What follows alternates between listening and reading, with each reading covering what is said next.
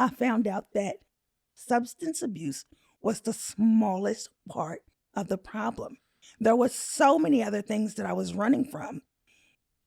I didn't know how to face. My addiction was now out of control. I'm homeless. I don't have any of my children, no longer living with my mom. Um, my life had definitely become what they call unmanageable. Um, and I lived to use and used to live. Didn't know anything about mental health. I know I went to prison. I kept getting arrested because I was selling drugs so that I wouldn't have to sell my body. Um, when I went to prison, they were talking about mental health. And for me, I'm like, I don't have a mental health problem. But it was the first intersection for me. For me, I just felt like, okay, the psychotropics that they were giving me while I was incarcerated allowed me to sleep my bed away. And so when I came home, I would come back home and go right back to the drugs. So it wasn't until I came home from prison and the communities talk. Like I'm in a community where we all use. Social Security came up. I was getting public assistance, and they told me that I couldn't work, and they referred me to apply for SSI. And I met this gentleman, and that was the beginning of the rest of my life for me, because he introduced me to mental health and started putting these pieces together for me that kind of gave me an aha moment. Like, oh, that's what that was. Or, oh, that's why I felt that way. Or, oh, that's what that meant. I had no idea that mental health was actually a real thing. Was this Paul? This is Paul.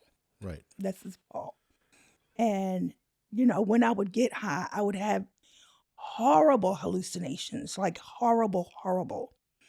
And when I met Paul, I didn't meet Paul because I wanted to delve deeper into mental health. I met Paul because I needed him to sign the paperwork For SSI. for me to get SSI. Yeah. Paul was not supposed to be the person that I met with. The person that I met with was out that day, and I ended up meeting Paul. And let me just be really, really honest to say that I was horrible to Paul. I was horrible. What do you mean you were horrible? I grew up in the South, and down South, you feared white people. There was no real camaraderie between us. Like, you were taught to fear. Paul was white. Yeah. Okay. And so I was horrible to him. Like, I would show up when I wanted to show up. I wouldn't make appointments. He would call me on the phone. He would say, hey, you have an appointment. Are you going to come? And I would tell him, no, I'm using. I'm not coming. And I was horrible. I didn't want to hear anything that he had to say. Well, he was asking for it. One thing that he never did, though, he never gave up. This was someone that was consistently riding me until I agreed to try the medication. Let me try it. I know what I get when I get high. What's on the other side of not using? What doors are going to open? I was scared to death. So this is what you described as an aha moment, where you decided to just see what else might be available if you happen to open your ears and shut up. Yeah. Yeah. And I found out that I was suffering with schizophrenia.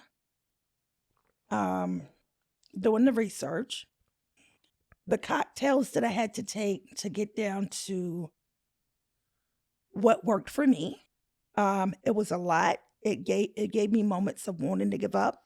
My emotions were on roller coaster mode. I knew what I got when I smoked crack. I had no idea what I was going to get.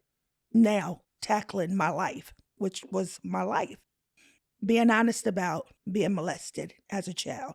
Being honest about having these children and having no idea where the children were. Being honest about me, just being honest and facing myself for the first time because I had no idea who I was.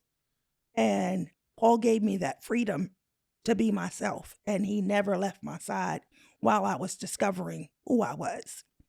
knowing that I wanted a relationship with my mom, and all that I was a dollar sign.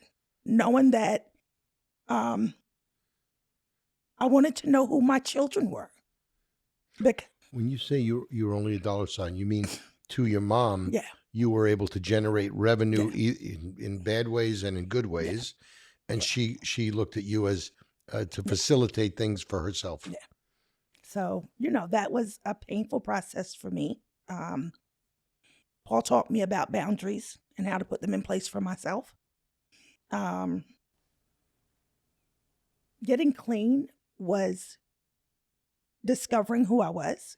I never knew me. I'm still learning me today. I give myself grace today. I didn't know how to do that before. I found out that drugs was the smallest part of my problem. Once I stopped using and allowed myself to go through the process of mental health and getting my mental health addressed, I found out that substance abuse was the smallest part of the problem. There were so many other things that I was running from. I didn't know how to face. I didn't know how to feel. I didn't know what to think.